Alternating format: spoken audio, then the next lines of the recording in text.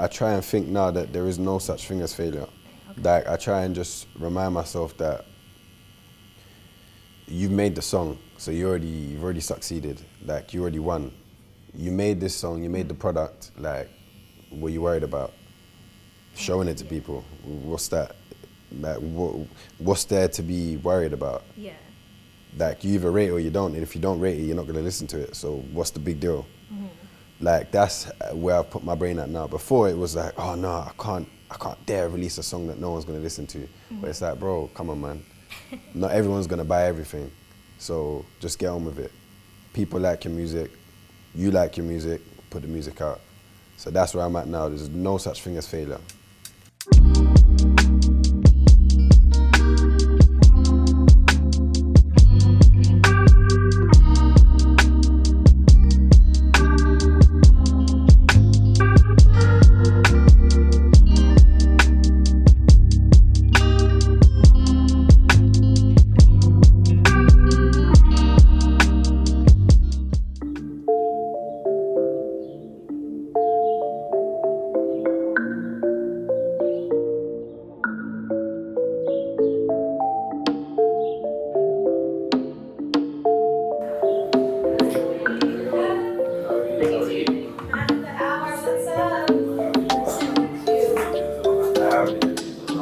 You're breaking it today. Yeah. Then I start getting, I get weird. Yeah. So it's just like, yeah, it's coming out.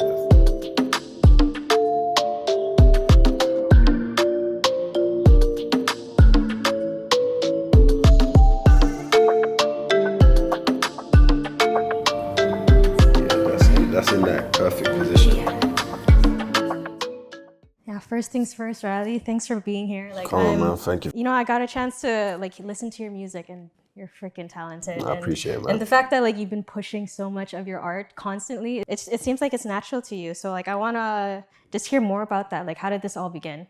Like, what age were you when this all like when music became like a big thing part to of your do. life? Do you know what? It started, it's like in the UK, it's a culture of like grime in it. So growing up in my era, it's like if you didn't spit at school, you weren't doing the cool shit. Like you needed to go to school and go in the playground and spit bars. That's just what everyone did. So, and then you form crews, you got like little crews, and obviously that's like high school. So this is like, we're like 11, 12. So we started that, and then it's like, yo, what bars have you got today?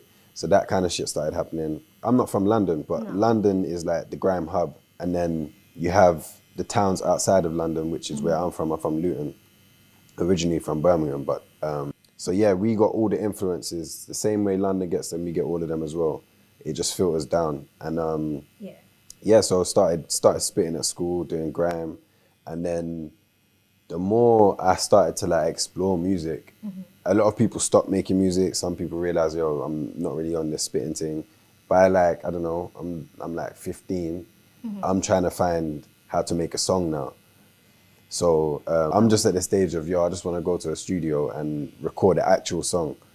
So then I started paying for studio time, like £10 an hour here, there, and everywhere. And then just writing songs at home, go to the studio, spit the songs, wrap it up.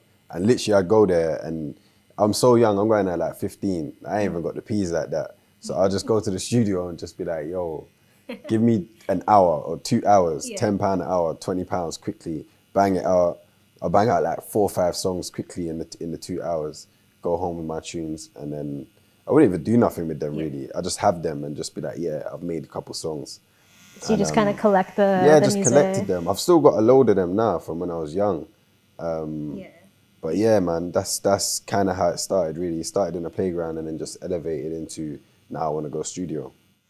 And you mentioned your family. Like, so what did mom or dad do in terms of music? Were they musicians? So my mum sung my whole life. Like that's all I've known my mum to do. She'd been a singer from the jump. She was actually in a group called New Colours. This is like early 90s. So yeah, man, she did a lot. She went to like America. I think I even went to America with her a couple of times. But yeah, growing up, I've always gone to the studio with my mum. Yeah. So I think that was a thing that's kind of pushed me into that world. Maybe subconsciously, consciously, I don't know. But yeah, so yeah, my mum was a musician, and my dad's obviously a musician as well. He plays the drums. Did they So meet through the industry then? no, they met through church. Oh, through But church. it's Okay. kind of hand in hand. Like my mum used to sing in the church, my dad would play drums in the church. They met in the church. I don't know which one came first because they met young. But yeah, that's their little journey, man. Being in those studios, like how was it being what is it, like a child seeing like your mom being the superstar? It was different because Yeah. it's like when you're young, you don't realize what you're actually seeing. It's just happening.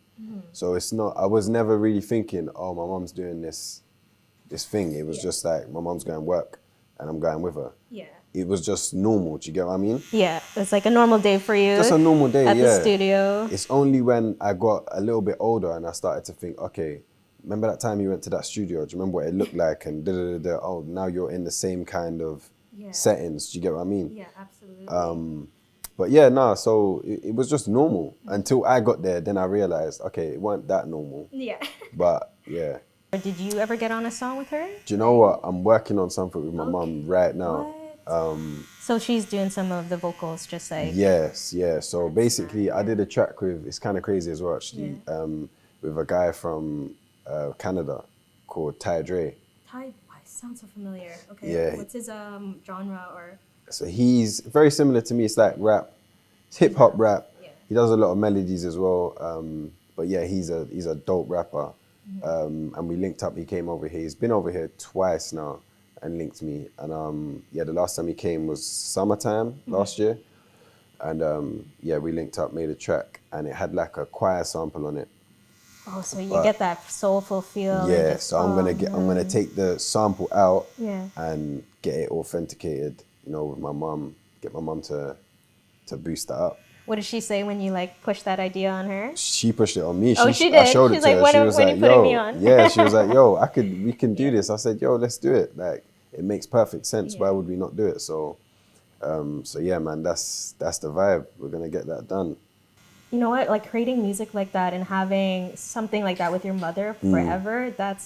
Those are the moments you can't Exactly, pay for. exactly. You know what I mean? And that's why I want to get it done so badly because it's something that we've never done. It's something, I don't know who's done it in the industry, like doing songs with their mom and blah, blah. So, I'm looking forward to it, man, 100%.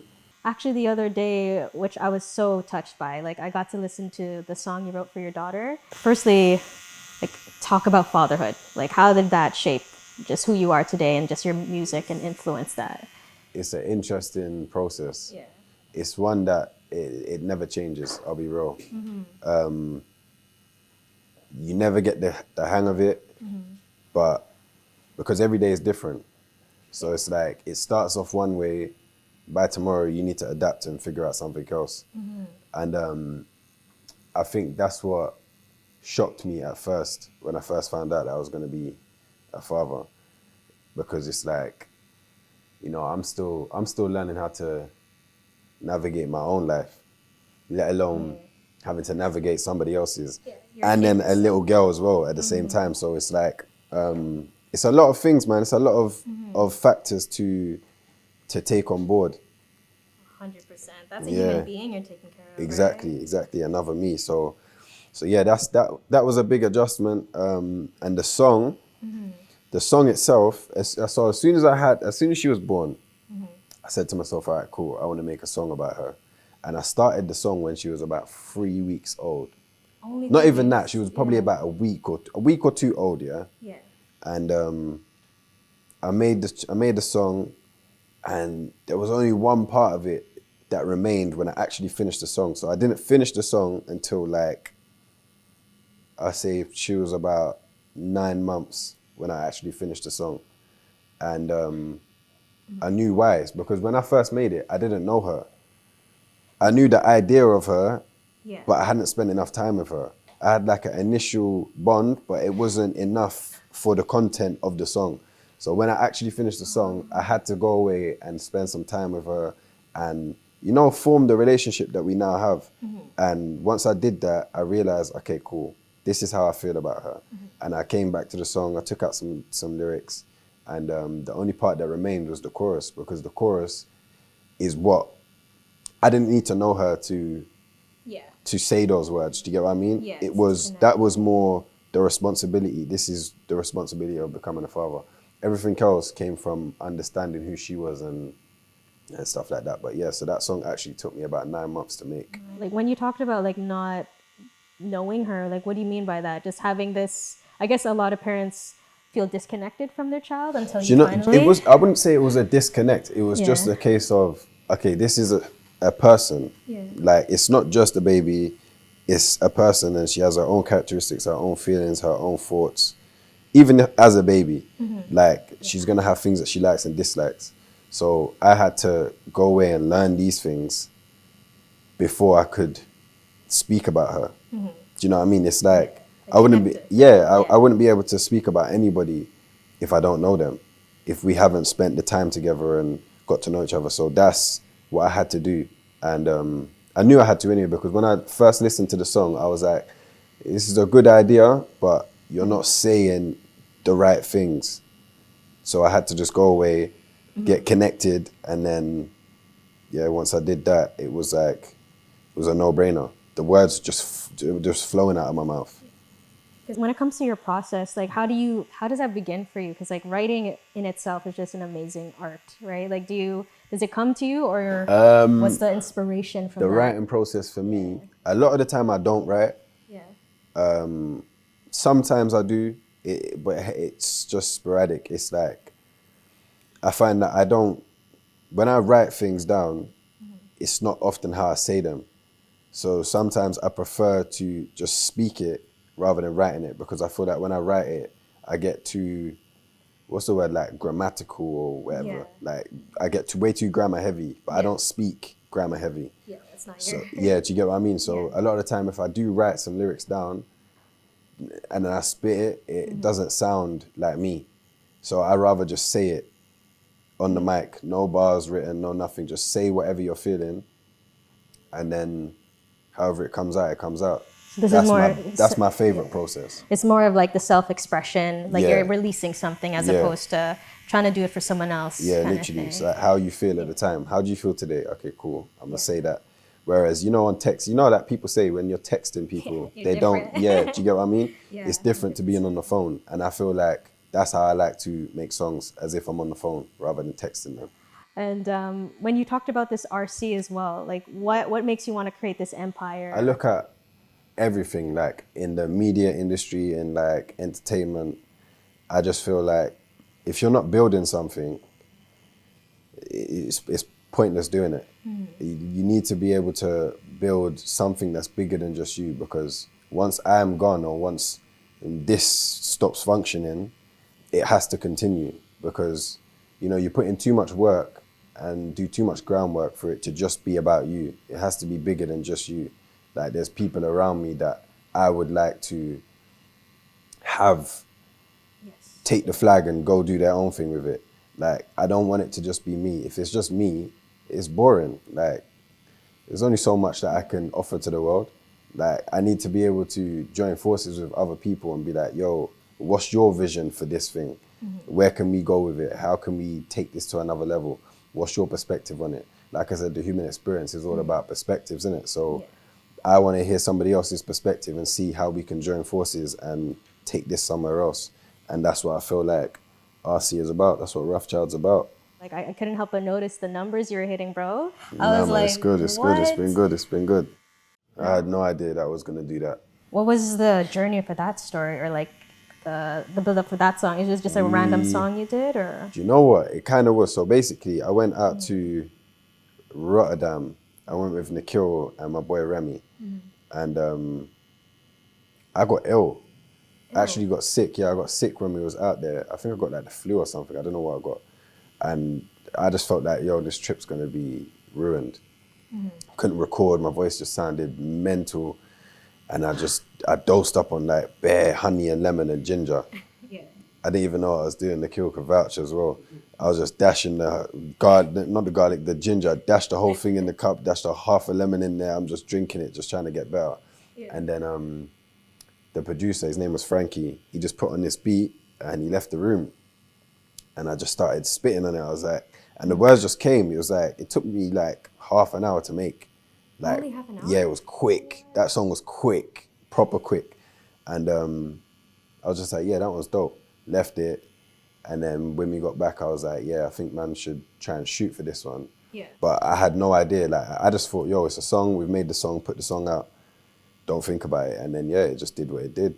It's kind of crazy, right? Like you can't predict what's gonna be popping or You not. never know. You have no idea. You never know what people are going to like. That's why that mentality, that's what I was saying to you earlier. Like when I'm releasing now, I'm trying to be a lot more nonchalant about it because if I get wrapped up in, oh yeah, I need to do this and this needs to happen and blah, blah, then you start overthinking it. Yeah. But if I just keep that same mentality of, yo, get the music out, stop worrying about all of this and that, I feel better about it. And I feel more optimistic. Things can happen when you don't overthink it.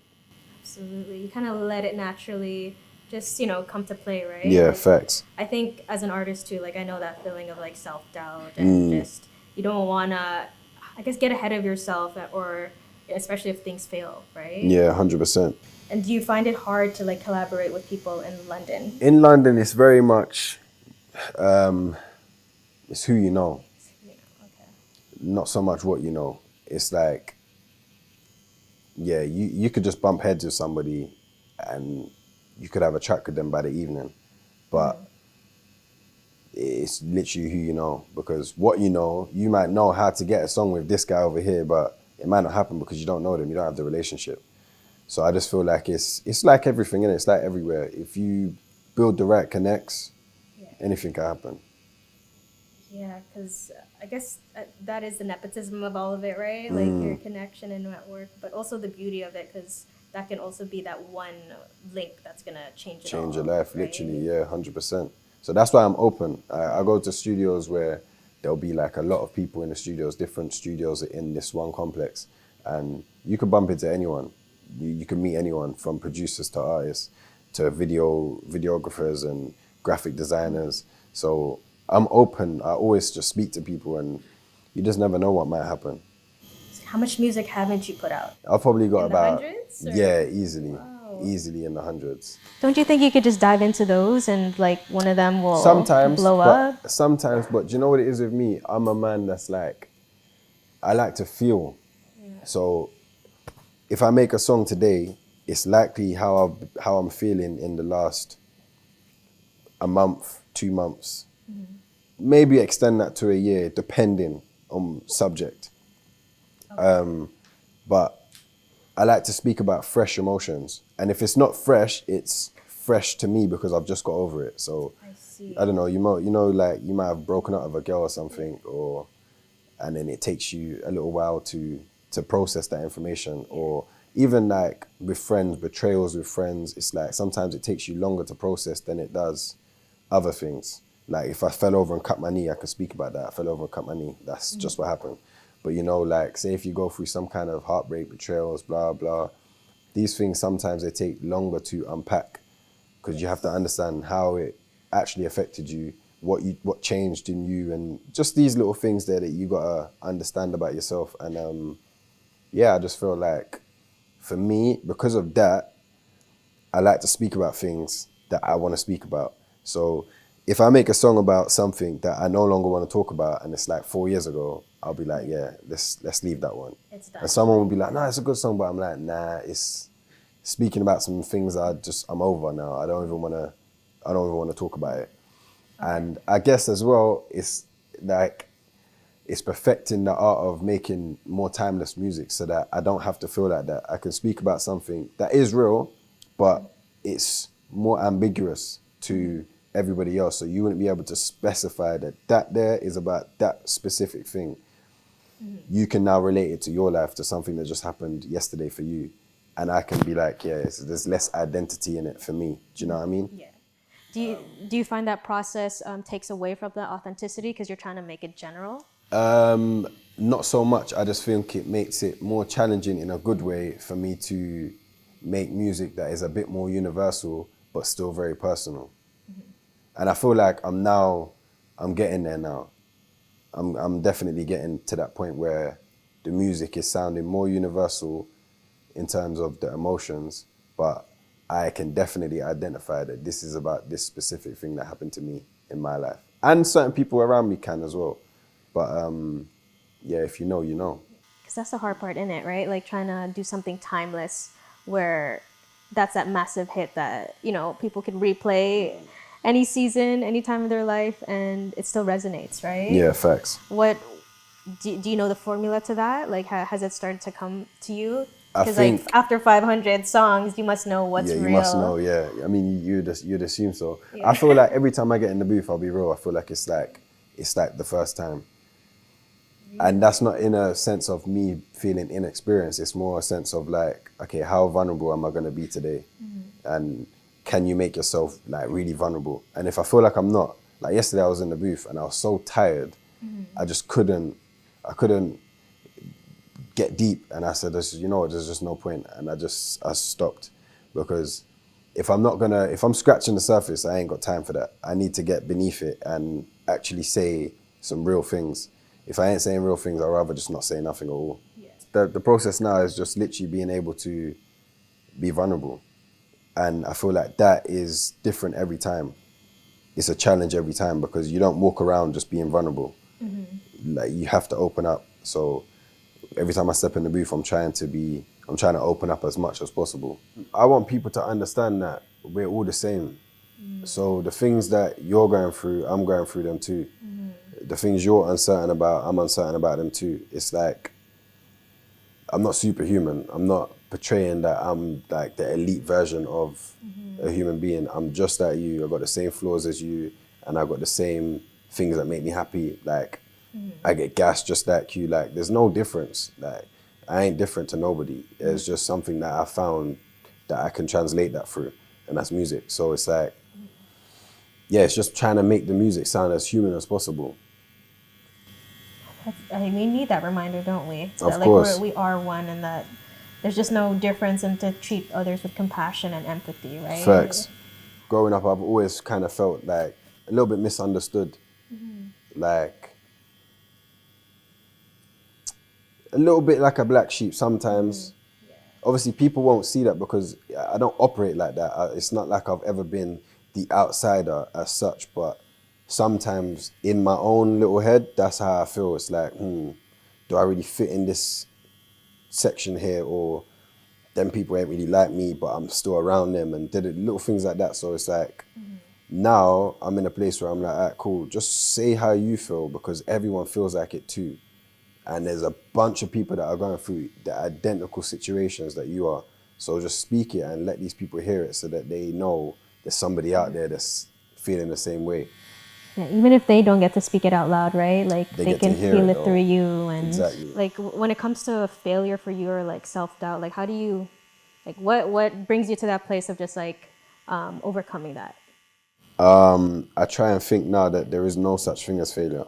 There's no such thing. Okay. Like, I try and just remind myself that you've made the song, so you've already succeeded. Like, you already won. You made this song, you made the product. Like, what are you worried about? Showing it to people. What's that? Like, what's there to be worried about? Yeah. Like, you either rate it or you don't, and if you don't rate it, you're not gonna listen to it. So what's the big deal? Like, that's where I've put my brain at now. Before, it was like, oh no, I can't dare release a song that no one's gonna listen to. But it's like, bro, come on, man. Not everyone's gonna buy everything. So just get on with it. People like your music, you like your music, put the music out. So that's where I'm at now. There's no such thing as failure. You just kind of live the truth like it already exists, right? It already exists. It's just another lesson. Like, if it didn't do what you projected it to do, or you wanted it to do, then that's personal. That's up to you. But in the big scheme of things, there's no such thing as failure. For me, music is universal. It doesn't matter what language you're speaking. Like, I listen to songs of all different languages and genres, and I feel it. If you feel it, you feel it. Like, my boy was playing me some artists from Brazil yesterday, and I'm listening to it, and I'm like, yo, I feel this. It was just some kid, like a little kid. He's probably about between 10 and 13 years old, this kid was, yeah. Yeah. Probably younger than that, but I don't know, the vibe he was giving, I was feeling it. I don't even know what he was saying, I have no idea, but it's a vibe. Now, he's all the way from Brazil, and he's hit me in London. Yeah. Do you get what I'm saying? So I'm like, yo, this thing can travel. The music will travel. If it's good, it will travel. So yeah, man, that's the aim for everybody on this earth to hear it. Yeah, 'cause you mentioned earlier too that like you had a gap in just everything. Like what Oh, happened? Don't in mind me life. asking. Yeah. Yeah, so I went away for a little bit. I had to go to what they call it, Gangsters University. Gangsters University. Yeah, Hard knock life, yeah, the right? hard knock life. Yeah, so I went jail for a little bit. Yeah, I got caught up, doing a little bit of the isms and schisms of life. So yeah, I went away for like, How long was that? I got given 4.5 years. 4.5 years. Yeah. And you did the whole time? No, I did 2 years and like 3-4 months or something like that. It was a challenge. Yeah. It was a big challenge, but again, it's like with me, if you put me there, I'll just figure it out, and that's just what I had to do. I just had to figure it out. I'll be real. Some of the best lessons I learned was in there. Like when you're on your own, like what they call it, solitary or solitude. Yeah, it's like you have no choice but to get right with yourself. Like you're in this room for near enough 23 hours a day or 20 hours a day. It's like, yeah, because you get like an hour. They have this thing called education, so you have to go to like different classes or there's work, and sometimes those are for like 2 hours a day, and then you get to have social for like an hour, which includes your shower time. So it's like there's like 3 to 4 hours of the day that you're out.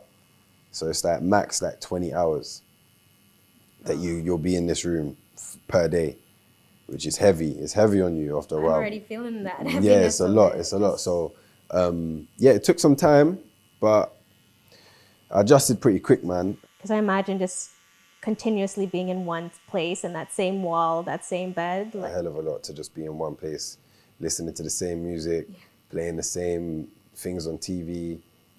Okay, so it's chill. It's not like you had to survive in terms of like Safety wise. Yeah, just the people being on you. You have to have your guard up at all times, because you're around probably some of the most dangerous people in the country. But obviously, if you're just yourself, it's cool. Like, what's the worst that's gonna happen if you're yourself?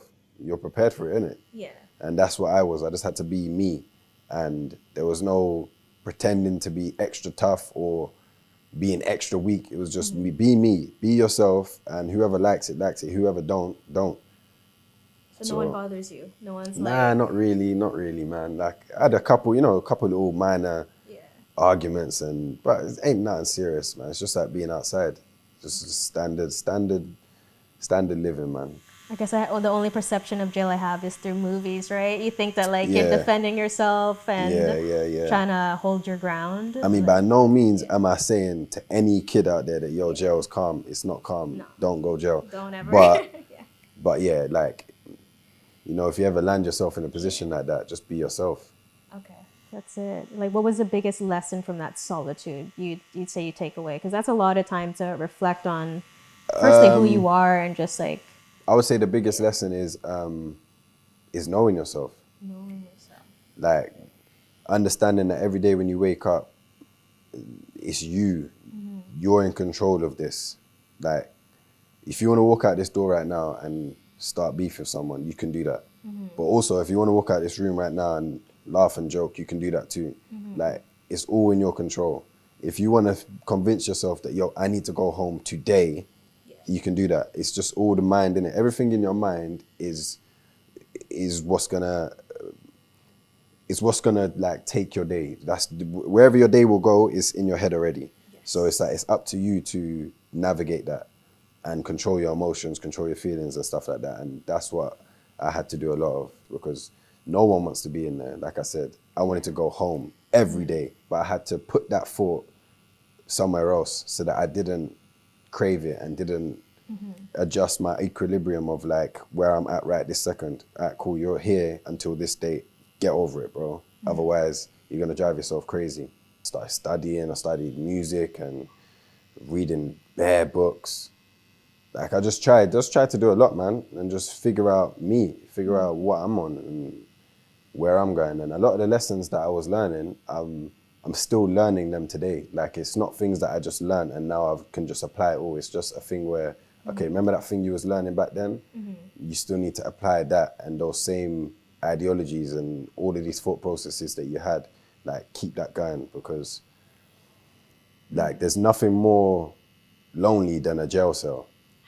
But you can bring that same mentality out here onto the roads. Like I know a lot of guys that are still in jail, but they're on road.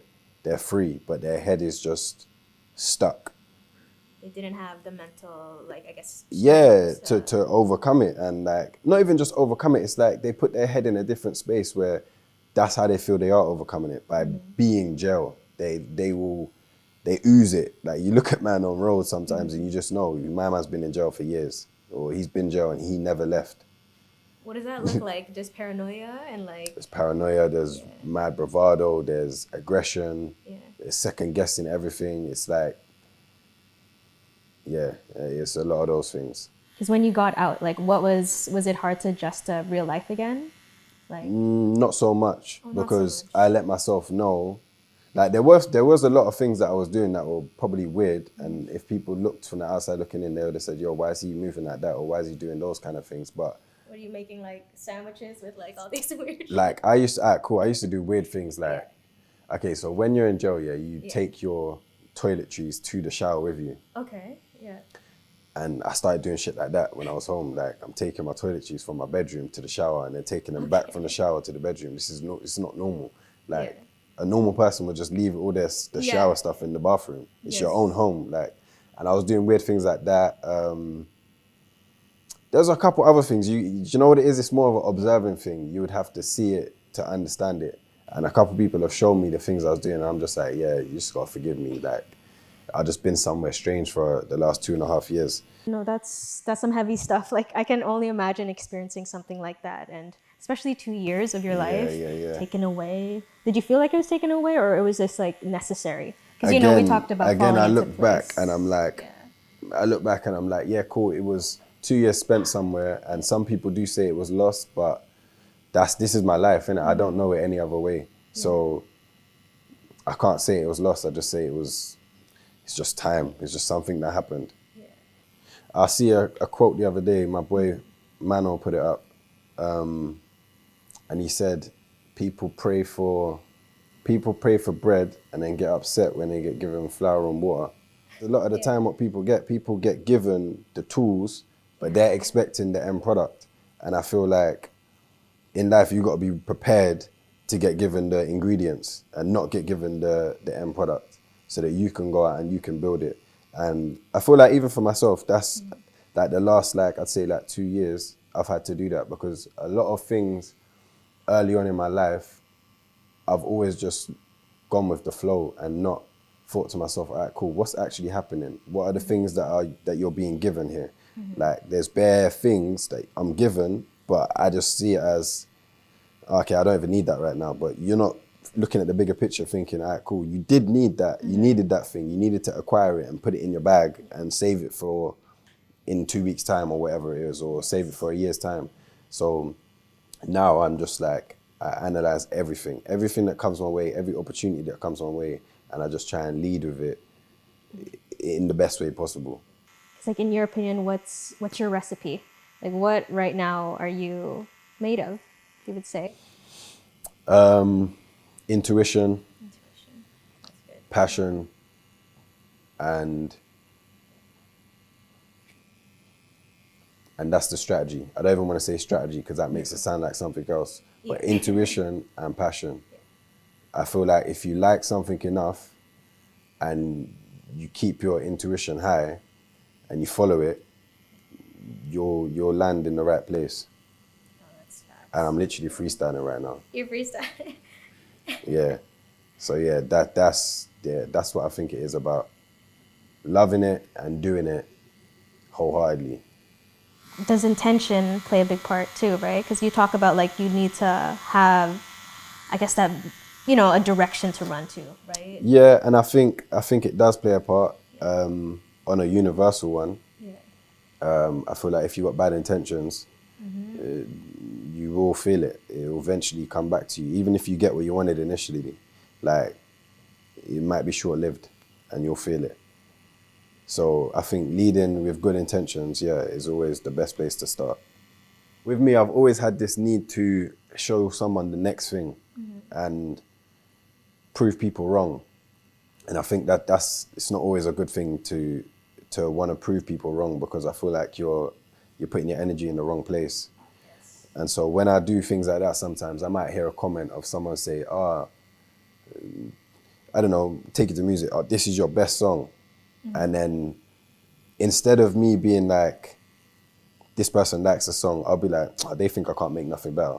So I'll go and make something else, and I'll try to put something else out. And in that but in that moment, that's not what was needed. What you needed to do was double down on the thing that everyone likes. Do you get what I mean? Yeah. But in my head, I'm like, nah, forget that. I'm gonna go do something else and prove everybody wrong. But it's like, bro, just slow down and just pick the sense out of the nonsense sometimes. Yeah. Someone saying this is your best song isn't such a bad thing.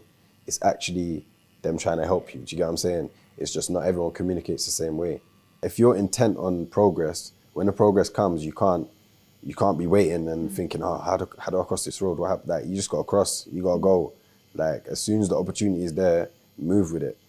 Because all that's going to happen is it will just end up passing you by. So now I'm in a space where it's like, all right, cool. The opportunities are going to present themselves, and they do every single day. Like, every single day there's a new opportunity and it opens a new door. But it's like, don't think about it, just move. I really want to know, like, we're heading to that, I guess, halftime for this. Like, the outline's done here. Like, what inspired this piece? I feel like I've been exploring my whole life. Yeah. It's like every day you wake up, it's something new. You speak to people, you go different places. It's just, everything is exploration to me. Like, and it will never be done. Until this is done, it's never going to be done. It's like, unless you want to do the same thing every single day, granted, there are people that do that. They like, was it like you say, creatures of habit, innit? Yeah. So people like to do that. But for me, I like new experiences. I like to go different places. I like to see new things. I like to speak to new people and see different perspectives. And I feel like the best analogy for that is an astronaut. You go out into space and you can see, like, it's endless. It's an infinite amount of space. And that's how I like to look at the world. Like, it's an infinite amount of space. Even though this world isn't, but it's so big on a human level, it's like, you just go out and explore. 100%.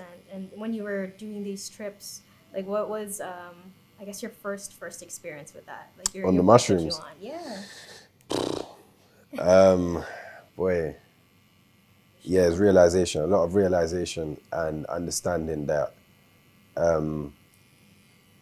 without going too deep, everything is one, and one is everything.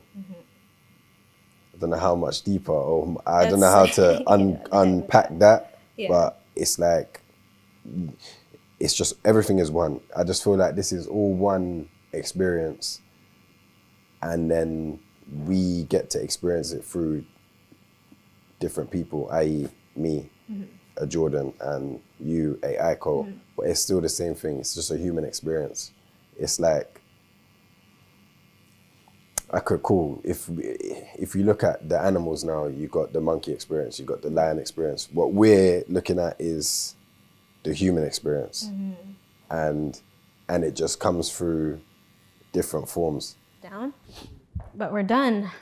Yeah, we're done. I can't lie to you. This is crazy. Oh shit! That white has made this look crazy. That. Check that out. I'm gonna spray some. Yeah, I made that pop just like that. In hell.